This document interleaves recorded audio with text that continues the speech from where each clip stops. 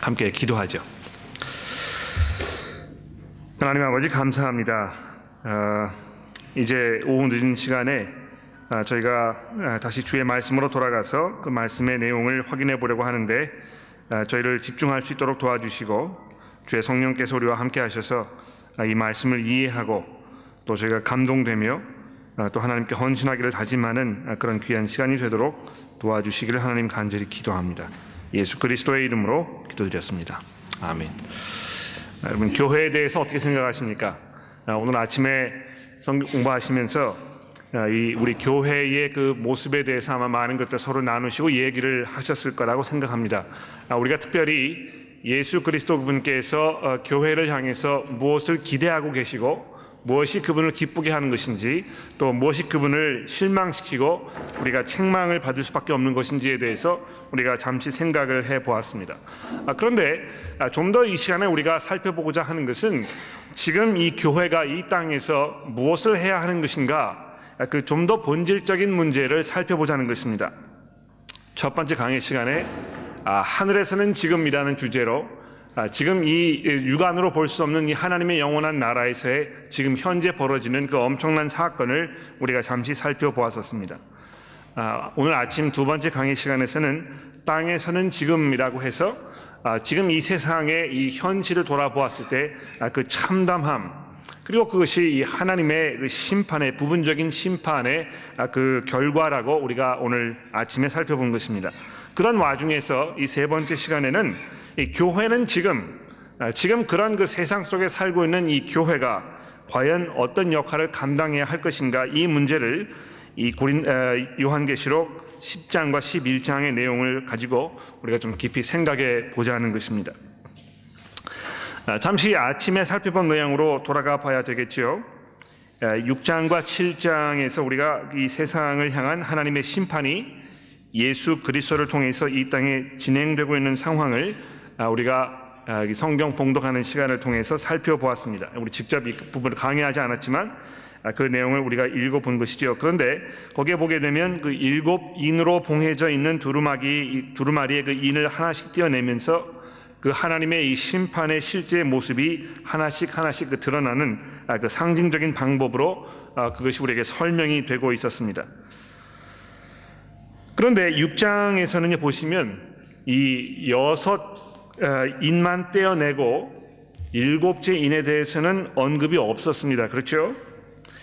오히려 이 7장에 넘어가면서 6번째 그 인이 떼어지고 나가지고 막 이 숨가쁘게 그 하나님의 이 심판이 이 세상에 쏟아지는 그 긴박한 장면을 막 보아오다가 6째 인이 떼어나오고 난 후에 약간 이 숨 돌리라고 거기에 잠깐 멈추고 거기에서 다른 데로 우리의 시선을 이끌어 주시는 그런 모습을 우리가 보게 되는 것입니다.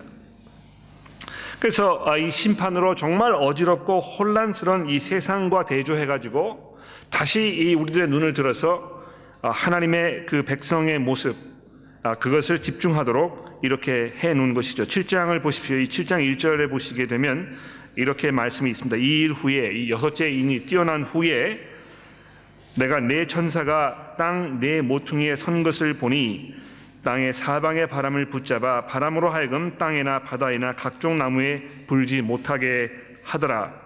또 봄에 다른 천사가 살아계신 하나님의 인을 가지고 해 돋는 데로부터 올라와서 땅과 바다를 해롭게 할 권세를 받은 네 천사를 향하여 큰 소리로 외쳐 이르되 우리가 하나님의 종들의 이마에 인치기까지 땅이나 바다나 나무들을 해하지 말라. 얼마나 이것이 이 땅에서 고통받고 고난 중에 있고 핍박 속에 있는 이 교회들을 향해서 큰 위로와 격려의 말씀인지 모르는 것입니다. 하나님께서 사랑하는 그 백성들을 지금 누가 누구인지 잘 파악하고 계시고 그들의 머릿속에 일일이 하나님의 이 인을 찍어 놓으셔서 자기 것으로 삼으신 후에 그 일이 이루어지기 전까지 아무런 해도 당하지 않도록 하나님께서 보호하고 계신다는 것입니다. 자, 이렇게 해서 그 중간에 이 간주곡 같은 부분이 끝나고 나서 오늘 아침 강의 시간에 보게 된 이 8장 1절에 이르러서야 비로소 이 7째 인이 떼어지는 장면을 오늘 아침에 확인하게 된 것입니다. 그래서 이제 이 8장 5절부터 또 새로운 그 사이클이 이제 시작이 되지 않습니까? 이번에 이제 7 나팔 이 환상을 가지고 또 설명을 하고 있는데, 마찬가지로 처음 나팔 이 6개가 이 8장과 9장에서 소개가 되고 있습니다만, 기억이 나시는지 모르겠습니다만 7째 나팔에 대해서는 아직 언급이 없는 가운데 우리가 지난번 강해를 막을 내렸습니다. 그런데 이 잠시 후에 보시면 아시겠지만 7째 나팔은요, 이 11장 15절에나 가서야 이제 비로소 언급이 되는 것을 볼 수 있습니다. 그래서 이 6번째 나팔이 부러지고 나서 7째 나팔이 부러지기 전까지 어떤 그 공백 기간이 있는데요, 그 공백 기간에 지금 무슨 일이 벌어지는지에 대해서 오늘 이 3번째 강의 시간에 우리가 좀 살펴보려고 하는 것입니다. 그래서 이 10장과 11장은요 7장에서 벌어지고 있는 이 상황에 대한 어떤 그 보충 설명이라고 우리가 할 수 있겠습니다. 제가 아침에 설명드렸지 않습니까? 이 마치 요한계시록은요 운동 경기를 할 때 아주 훌륭한 장면이 나타나면 그 장면을 생중계하는 걸 잠깐 멈추고 이 방송사에서 여러 가지 다양한 그 카메라 앵글을 사용해 가지고 이 공이 어디서부터 어떻게 왔는지, 그 공을 받은 선수가 어떻게 이걸 처리했는지, 또 그 공이 어떻게 골문으로 날아갔는지, 이런 거를 아주 자세하게 여러 각도에서 보여주게 되는 것입니다. 그걸 봄으로 인해서 이것이 이렇게 되는 것이었구나 하는 것을 우리가 좀 더 분명하게 이 전체적인 그림을 볼 수 있게 되는 것처럼, 요한계시록도 마찬가지로 처음 그 7가지 인 띄는 것을 가지고 세상에 지금 어떤 일이 벌어지는가 우리가 설명해 주었는데, 그것으로 충분하지가 않아서 이번에는 다른 앵글에서, 다른 각도에서 이 7가지 나팔을 가지고 설명하면서 또 그 똑같은 장면을 좀 더 심도 있게, 좀 더 깊이 있게, 좀 더 자세하게 우리에게 설명해 주고 있다는 것입니다. 자, 이 정도로 도입 말씀을 드리고 이제 오늘 본문 말씀인 10장으로 들어가서 이제 자세하게 한번 살펴보도록 하겠습니다. 자, 10장에 들어가서 이 간주곡과 같은 이 부분, 여기에서 지금 무슨 일이 벌어지고 있습니까? 또 내가 보니, 지금 이제 이 장면이 바뀌었다는 것입니다. 예? 영화를 이렇게 쭉 보다가 그 스토리가 잠깐 멈추고 다른 장면으로 넘어가는 그런 그 순간인 것입니다. 내가 또 보니 힘센 다른 천사가 구름을 입고 하늘에서 내려오는데, 그 머리 위에 무지개가 있고 그 얼굴은 해 같고 그 발은 불기둥 같으며 그 손에 펴 놓인 작은 두루마리를 들고 그 오른발은 바다를 딛고 왼발은 땅을 딛고 사자가 부르짖는 것 같이 큰 소리로 외치니 그가 외칠 때에 7 우레가 그 소리를 내어 말하더라. 여러분, 이것이 얼마나 장엄하고 얼마나 소름 끼치는 그런 장면인가, 요한이 이것을 지금 우리에게 자세하게 서술해주고 있는 것입니다. 이 하나님의 어떤 그 새로운 아주 놀라운 그런 계시가 지금 다시 우리에게 주어지려고 하는, 그래서 이 내려오는 천사도 그냥 뭐 일반 천사가 아니고요, 여기 보시는 대로 그 머리 위에 이 무지개가 있고 그 얼굴은 마치 해와 같고 그 발은 불기둥 같고 그 손에 두루마리가 들려 있다, 이렇게 이야기하면서 마치 예수 그리스도 그분을 연상시키는 것 같은 그런 그 천사가 지금 내려오고 있다는 것입니다.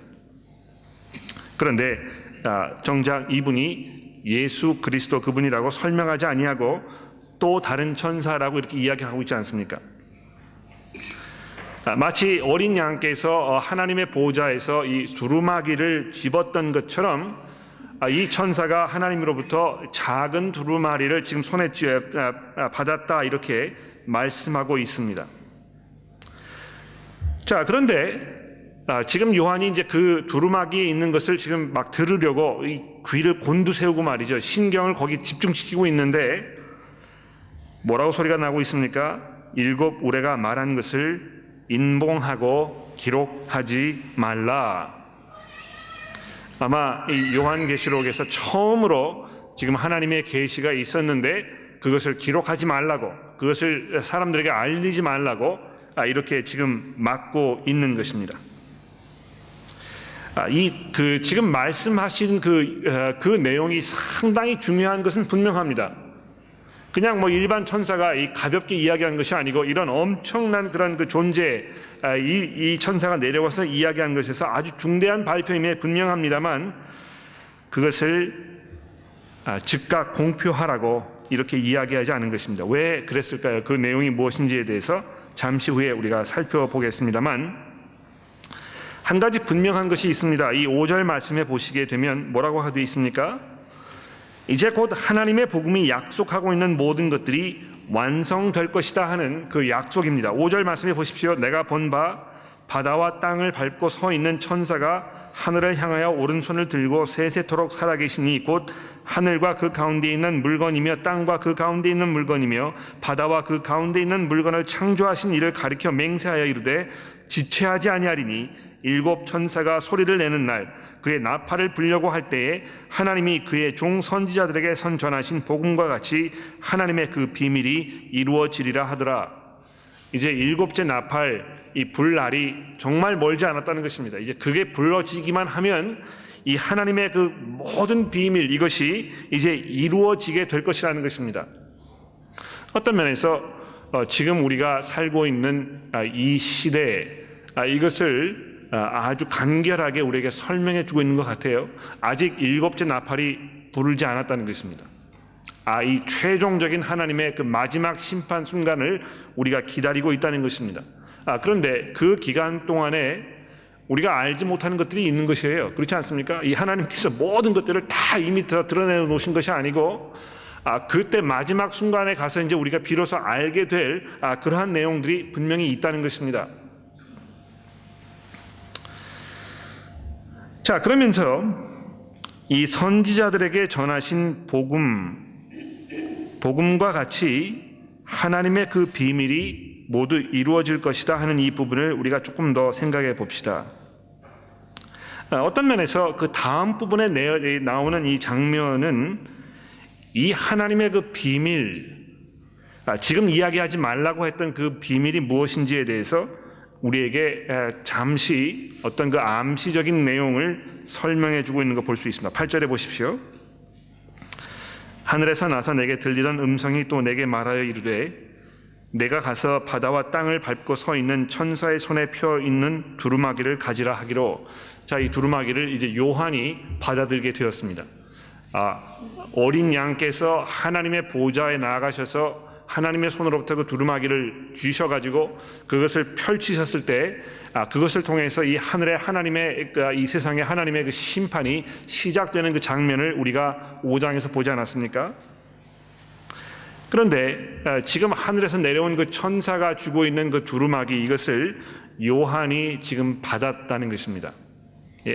예수 그리스도께서 받으셨던 것처럼 복음 전하는 사명을 맡았던 이 사도 요한이 그것을 지금 받아 손에 쥐었다는 것이죠. 자, 그런데 이 요한은 그 두루마기에 있는 인을 띄어라 이렇게 명령을 받은 것이 아니고 어떻게 되었습니까? 9절 말씀해 보십시오. 내가 천사에게 나아가 작은 두루마기를 달라 한즉 천사가 이르되 이것을 갖다 먹어버리라. 내 배에는 쓰나 내 입에는 꿀같이 달리라 하거늘 내가 천사의 손에서 작은 두루마기를 갖다 먹어버리니 내 입에는 꿀같이 타나 먹은 후에 내 배에서는 쓰게 되더라. 그가 내게 말하기를 내가 많은 백성과 나라와 방언과 임금에게 다시 예언하여야 하리라 하더라.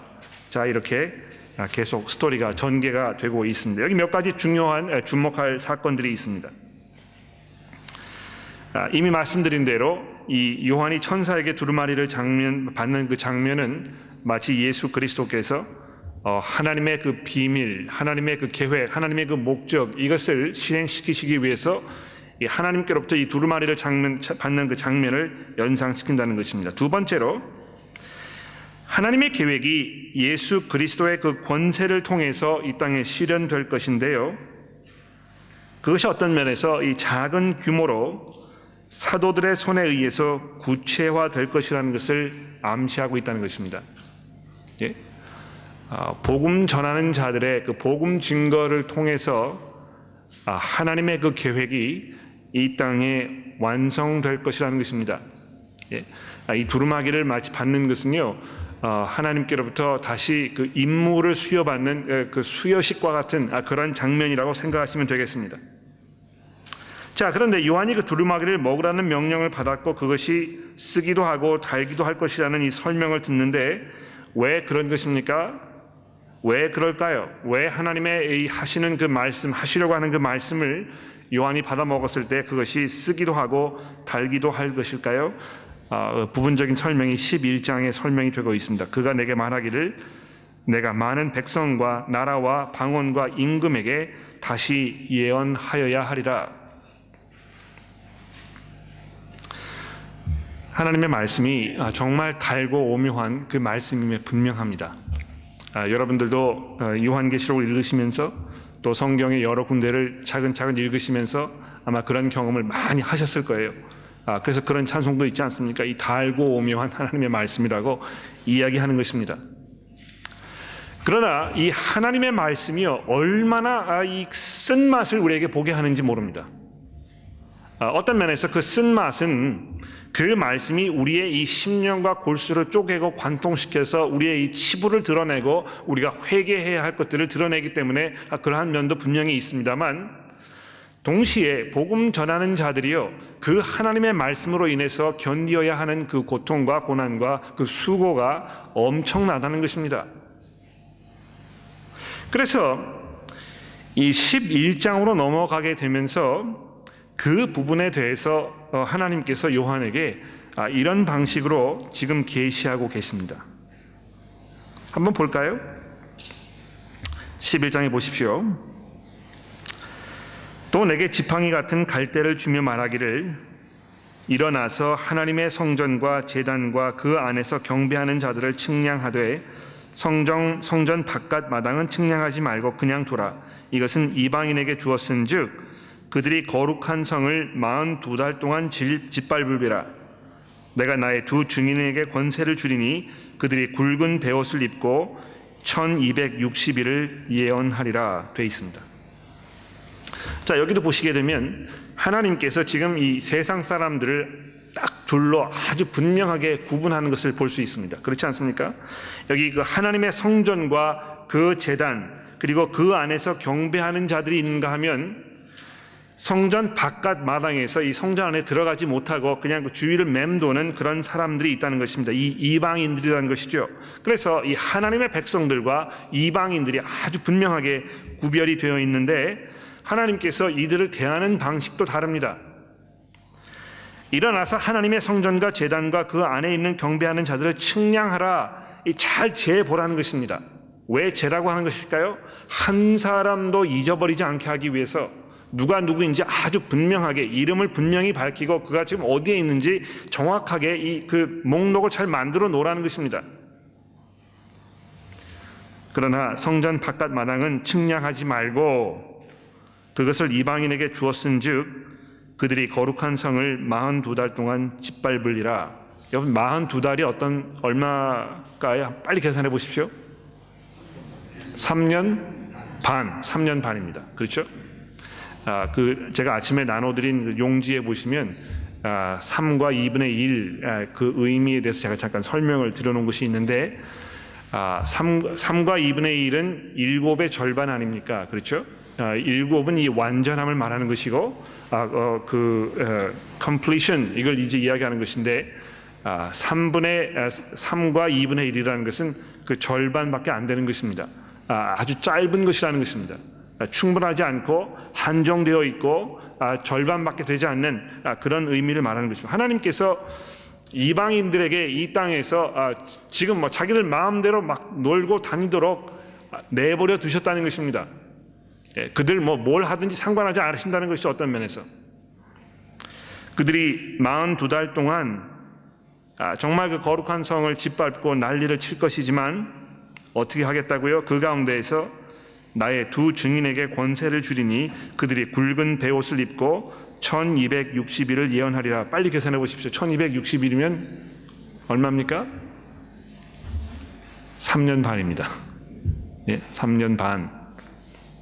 그래서 지금 그 하나님을 대적하는 이방인들과 하나님께로부터 이 하나님의 말씀을 증언하도록 지금 그 임무를 수여받은 이 하나님의 그 증인들과 지금 3년 반 동안의 어떤 그 전쟁과 같은 상황이 지금 벌어지고 있는 것입니다. 그 증인들을 계속해서 4절 말씀에 이렇게 설명합니다. 그들은 이 땅에 주 앞에 서 있는 두 감람나무와 두 촛대니 만일 누구든지 그를 해하고자 하면 그들의 입에서 불이 나와서 그들의 원수를 삼켜버릴 것이요 누구든지 그들을 해하고자 하면 반드시 그와 같이 죽임을 당하리라. 그들이 권능을 가지고 하늘을 닫아 그 예언을 하는 동안에는 비가 오지 못하게 하고 또 권능을 가지고 물을 피로 변하게 하고 아무 때든지 원하는 대로 여러 가지로 재앙으로 땅을 치리로다. 어떤 면에서 하나님의 말씀을 전하는 사람들이 가지고 있는 그 하나님께로부터 부여받은 이 엄청난 그 권세, 능력, 이런 것을 지금 이야기하고 있는 것입니다. 이것은 단순히 선교사님이라든가 목사님이라든가 전도사님이라든가 이런 사람들에게만 해당되는 것이 아니고요. 이 하나님의 그 말씀을 신실하게 증거하려고 하는 모든 그리스도인들에게 지금 동일하게 적용되는 그 말씀이라고 생각합니다. 실제로 그렇지 않습니까, 여러분? 우리가 하나님의 말씀을 전할 때 그것을 믿지 않는 사람들에게 선포할 때에 어떤 현상이 벌어지는 것입니까? 그것을 통해서 예수 그리스도의 그 승리가 이 세상 사람들에게 설명되는 것입니다. 그분께서 승리하셨다는 그 승전보가 이 세상에 전달되는 것입니다. 그 승전보가 전달될 때마다 이 악의 세력이 무릎을 꿇고 예수 그리스도 앞에 돌아서게 되는 그 놀라운 장면들이 계속해서 일어나는 것이죠. 그래서 여기 보시는 대로 어떤 일이 있습니까? 입에서 불이 나와가지고요 그 원수를 삼켜버릴 것이라 하는 이것이 굉장히 상징적인 의미로 그려지고 있습니다만 쉽게 이야기해서 이 복음 전했을 때 일어나는 그 엄청난 사건들을 지금 정리해서 우리에게 말씀해주고 있는 것입니다. 실제로 여기 설명되고 있는 예언하는 동안에 비가 오지 못하게 하고 또 권능을 가지고 물을 피로 변하게 하고 이렇게 하는 것이 지금 여러분의 머릿속에 무엇을 연상시키고 있습니까? 구약 성경의 여러 가지 사건들을 기억나게 한다는 것이죠. 엘리야 선지자가 아마 생각나실 것입니다. 모세가 생각나실 것입니다. 그들이 하나님을 대변하는 하나님의 대변자로서 얼마나 엄청난 능력과 권세를 발휘했는지 모르는 것이죠. 복음 전하는 것이 그렇게 놀라운 것이라는 것입니다. 이것이 아무런 효과를 발휘하지 못하는 것 같고 그걸 듣는 사람들이 들었을 때 아무런 반응이 없어서 우리가 실망하게 되고 정말 이것이 하나님의 능력일까 우리가 의심하게 되는 경우가 분명히 있습니다만 사도 바울이 아주 강력하게 그 복음에 대해서 이야기하지 않습니까? 내가 예수 그리스도의 그 십자가의 도 이외에는 내가 전하지 않기로 내가 작정을 했는데 바로 거기에서 이 하나님의 능력이 나타나는 것이라고 지금 이야기하고 있는 것입니다. 실제로 복음 전하는 일이 벌어지고 있을 때 그것이 믿는 사람들에게는 정말 이 생명의 향기이지만 심판당하는 사람들에게는 이 죽음의 악취라고 고린도후서에서 사도 바울이 이야기하고 있습니다. 하나님의 그 엄청난 그 권세와 그분의 그 능력과 그분의 그 위엄과 그분의 정의로움이 선포되는 것입니다. 그리스도 앞에 무릎을 꿇어야 한다고 지금 우리가 선언하는 그 순간 정말 이 영적인 전쟁이 일어나고 있는 것인데요. 그 전쟁 속에서 이 하나님의 능력이 성령으로 나타나서 믿지 않는 사람들의 마음을 회심시키고 그들이 무릎을 꿇고 그리스도께 돌아오도록 이야기한다는 것입니다. 복음 전하는 일이 얼마나 놀라운 일입니까? 이것이 남의 일이라고 나는 이것을 할 수 없다고 우리가 이렇게 쉽게 단정 지어버리고 거기에서 우리가 등을 돌리고 그저 우리는 우리끼리 친하게 지내고 우리가 그냥 편하게 지내고 우리가 정말 좋은 교제를 정말 가족적인 분위기에서 우리끼리 잘 지내자 이렇게 교회가 생각할 수 있을지 모릅니다.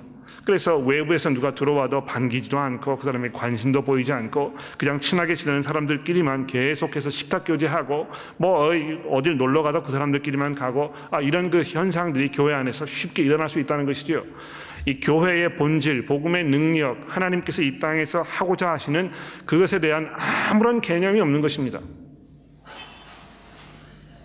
그러나 요한이 이 계시를 통해서 그 밧모섬에서 포로로 잡혀 있으면서 자기가 그 고난받고 어려움을 당하는 그 상황 속에 있었을 때에 하나님께서 그에게 전해주신 이 복음의 말씀이 얼마나 그에게 큰 위로와 격려가 되었겠습니까? 자, 그런데 7절 말씀해 보십시오. 그들이 증언을 마칠 때에 무적행으로부터 올라오는 짐승이 그들과 더불어 전쟁을 일으켜 그들을 이기고 그들을 죽일 터인즉 그들의 시체가 큰 성 길에 있으리니 그 성은 영적으로 하면 소돔이라 하고 또 애굽이라고도 하니 곧 그들이 주께서 십자가에 못 박히신 곳이라. 백성들과 족속과 방언과 나라 중에서 사람들이 그 시체를 사흘 반 동안 보며 무덤에 장사하지 못하게 하리로다. 이 두 선지자가 땅에 사는 사람들을 괴롭게 한 거로 땅에 사는 자들이 그의 죽음을 즐거워하고 기뻐하여 서로 예물을 보내리라 하더라. 지금 교회가 이 고난받고 고통받고 있는 그 상황을 설명하고 있는 것입니다. 얼마나 복음 전하는 일이 힘들고 어려운 일이었는지요. 마치 이것이 무적행으로 올라오는 그 짐승이 그들과 전쟁을 치르는 그 장면으로 설명하고 있고요. 또 7절 하반절에 보시게 되면 복음 전하는 이들이 일시 동안 이 세상에서 죽임을 당할 것이라고 이야기하고 있습니다.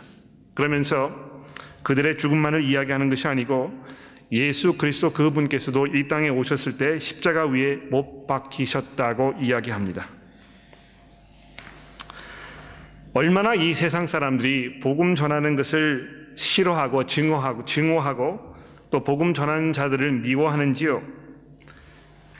그들을 죽인 후에 그들의 시체가 장사되지 못하도록 길거리에 그냥 내버려 둔 후에 그 모습을 바라보면서 세상 사람들이 그 죽음을 즐거워하고 기뻐하며 또 서로 예물을 보내더라, 이렇게 되어 있습니다.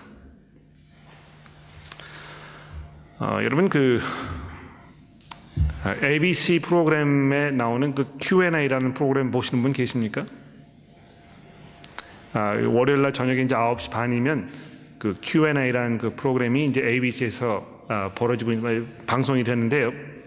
주로 이제 그 몇 명 사회 인사들을 불러다가 앞에 이렇게 무대 위에 앉혀놓고 중간에 이제 사회자가 앉아 있고 방청객이 이렇게 있는데 방청객으로부터 질문을 받고 그 질문에 대한 그 대답을 이 앞에 있는 그 패널이 이렇게 하는 그런 형식의 프로그램입니다. 거기 뭐 정치가들도 오기도 하고 또 뭐 대학 교수들이 오기도 하고 사업가들이 오기도 하고 뭐 사회 여러 가지 그 저명 인사들이 나오고 이런 경우가 있는데요. 가끔 거기에 이제 그리스도인들 불러다가 이렇게 앉혀놓고 하는 경우가 있습니다. 뭐 여러분 잘 아시겠지만 그 시드니에 그 대주교로 계셨던 피터 젠슨 목사님도 이제 거기 출연하셔가지고 거기에서 이 기독교인들의 입장에 대해서 여러 가지 설명을 하셨었는데 그 피터 젠슨 목사님뿐만이 아니고 많은 그리스도인들이 가끔 그 프로그램에 초대되어서 거기에서 이제 그 그리스도인들의 입장을 설명하는 경우가 있었습니다. 얼마 전에 여러분 잘 아시는지 모르겠는데 그 피터 히천스라는 그 유명한 영국의 기자가 있습니다.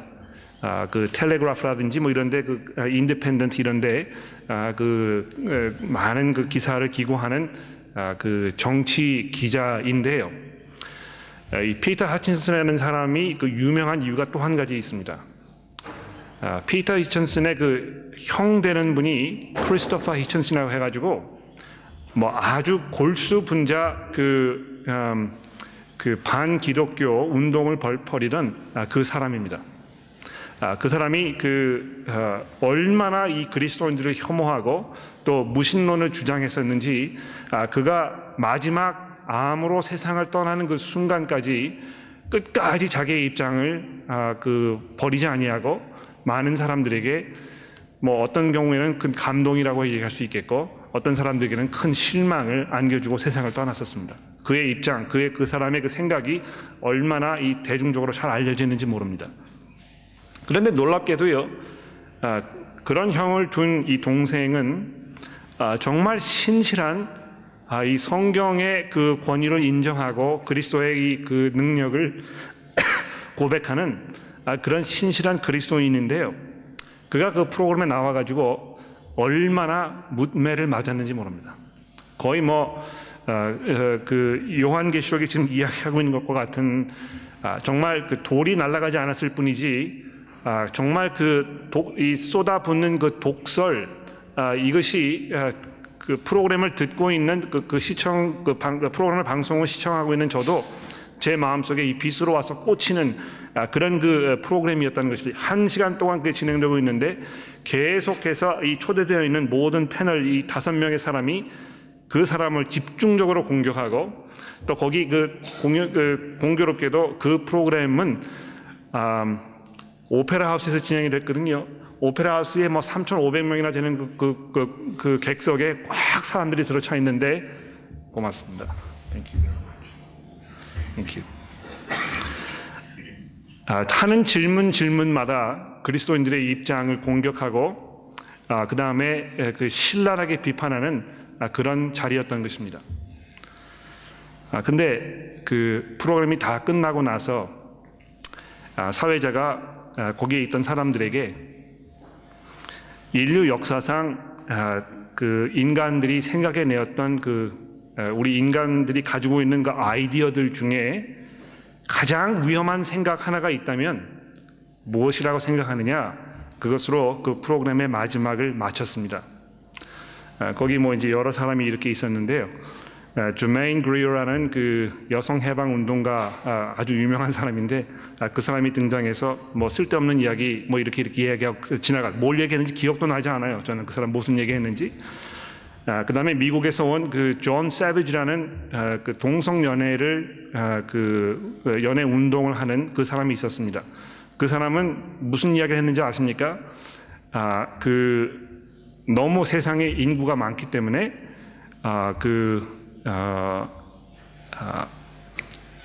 제가 정확히 기억나지 않지만 너무 인구가 많기 때문에 이 세상에서 온전하지 않게 태어난 어린아이들 이 아이들 안락사 시키는 것을 우리가 생각해야 된다. 그렇게 이야기했습니다. 거기 뭐 근데 그런 이야기를 했을 때 놀랍게도 그 방청객에 있는 사람들이 박수를 치고 거기 환호하고 이렇게 지나갔습니다.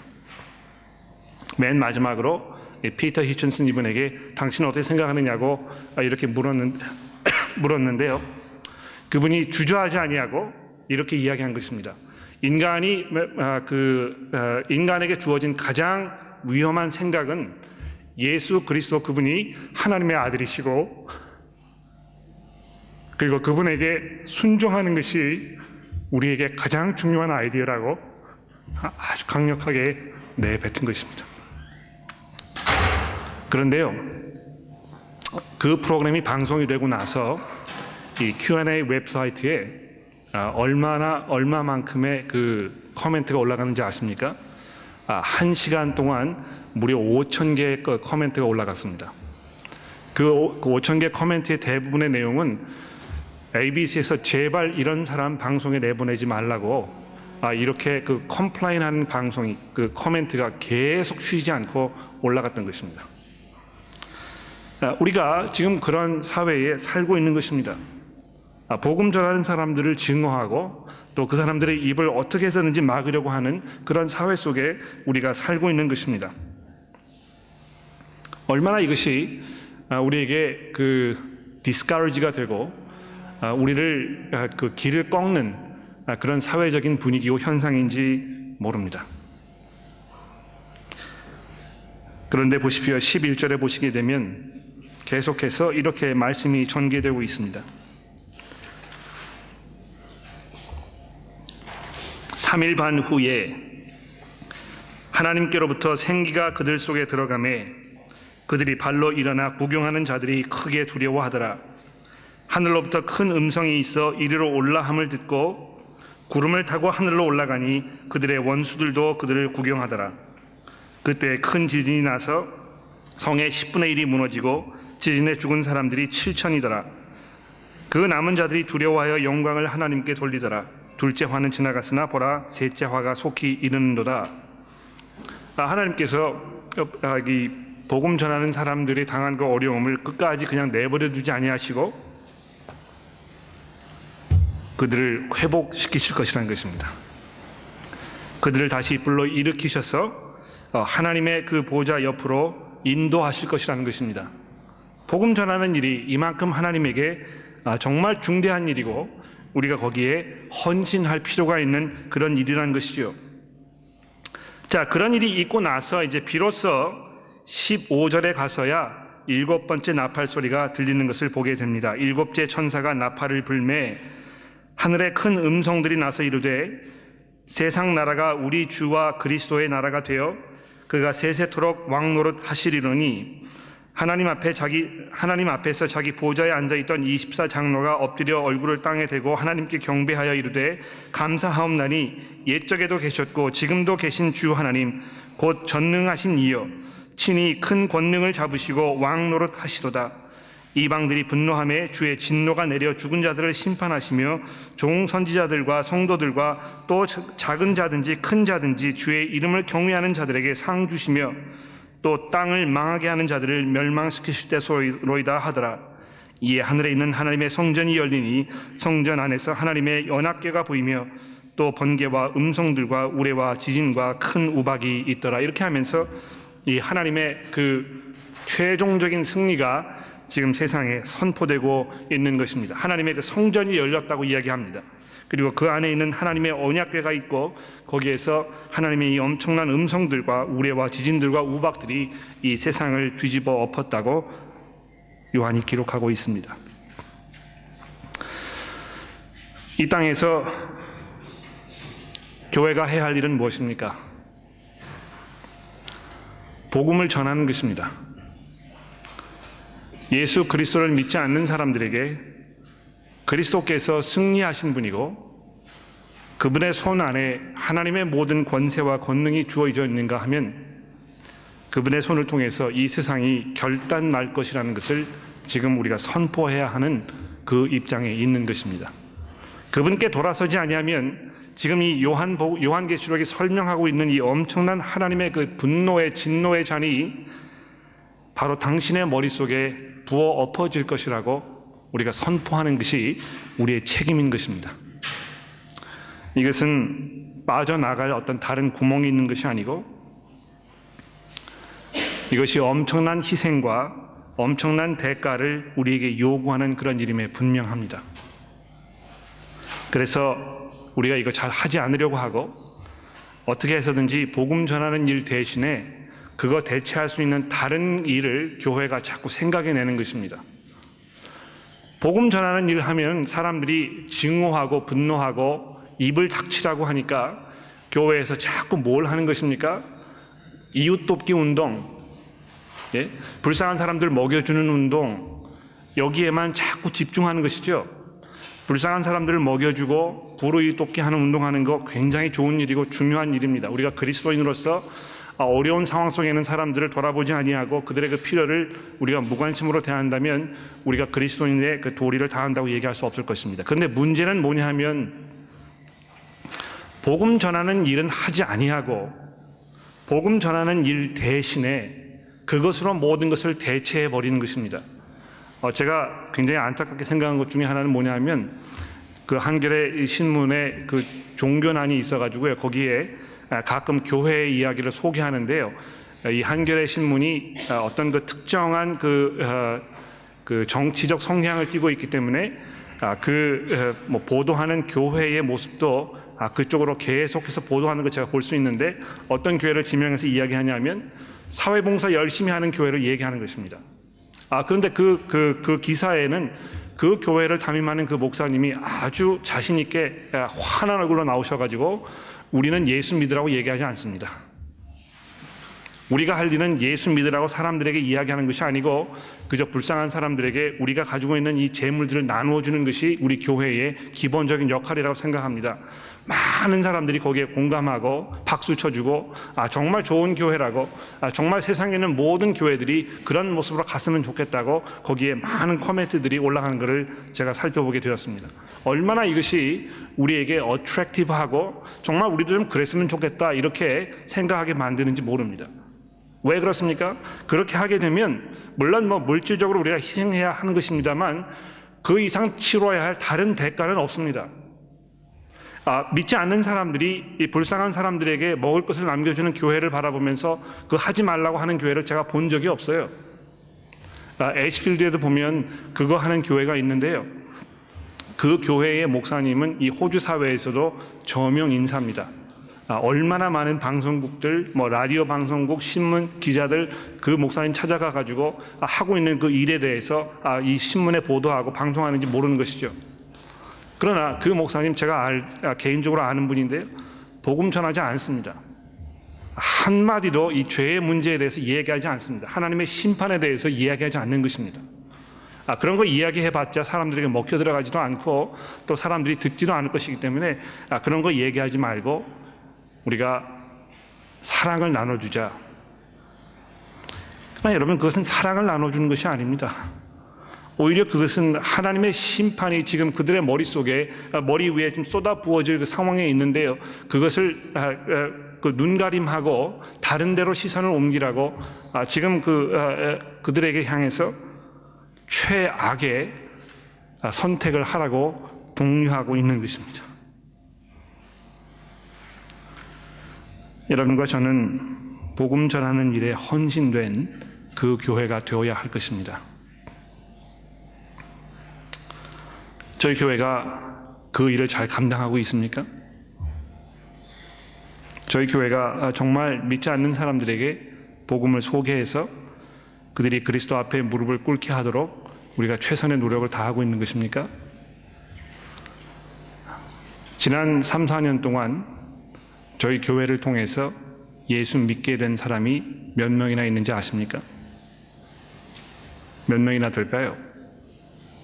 내가 예전에 내 멋대로 하나님 무시하고 내 방식대로 그냥 세상 사람들처럼 살고 있었는데, 내가 이 교회에 나와서 그리스도인들 만나게 되고 설교를 통해서 내가 내 삶을 돌아보게 되니까 내가 이렇게 살아서는 도저히 안 되겠더라.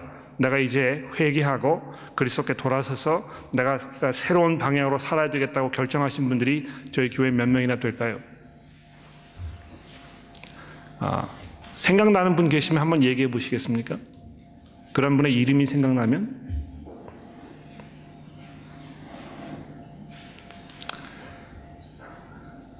저는 잘 생각나지 않습니다. 우리가 복음을 선포한다고 이야기하고 있는데 정말 실제로 우리가 믿지 아니하는 분들에게 찾아가서 그들에게 복음을 설명하고 그들을 설득하고 그들을 위해서 기도하고 우리가 가진 모든 것들을 거기에 쏟아붓고 그것이 정말 가치 있고 희생할 만한 그런 일이라고 우리가 확신하고 있는지에 대해서 우리가 이 시간 아주 적나라하게 돌아보아야 할 필요가 있을지 모르겠습니다. 우리 교회는 그래도 이 중산층의 삶을 유지하시는 분들이 상당히 많습니다. 그래서 어떤 일정한 그 라이프 스타일을 유지하고 또 아주 편안하게 큰 경제적 어려움 없이 이렇게 사는 분들이 얼마나 많이 있는지 모릅니다. 어떤 면에서 그러한 생활이 우리에게 아주 익숙해져 있기 때문에 우리가 이 복음의 절박성에 대해서 별로 그렇게 공감하지 않고 있는지도 모르겠습니다. 그냥 먹고 사는 일, 그저 우리 여가 선용하는 일, 우리 건강 돌아보는 일, 이런 것이 그냥 우리의 가장 핵심적인 일이고 또 그래서 그것이 잘 되게 되면 우리가 그저 감사하다고 하나님께 참 은혜가 감사하다고 이렇게 얘기하고 그냥 그냥 지나가 버리는 것은 아닌지, 우리의 관심사는 지금 내가 하고 있는 사업, 나의 가정, 나의 건강 여기에만 집중되고 있는 것은 아닌지 우리가 돌아볼 필요가 있습니다. 우리가 정말 복음을 들고 믿지 않는 사람들에게 찾아가서 수고하고 그들 설득하는 그 일이 과연 우리 가운데 얼마나 활발하게 기도와 함께 이루어지고 있는지에 대해서 우리가 돌아보아야 하는 것입니다.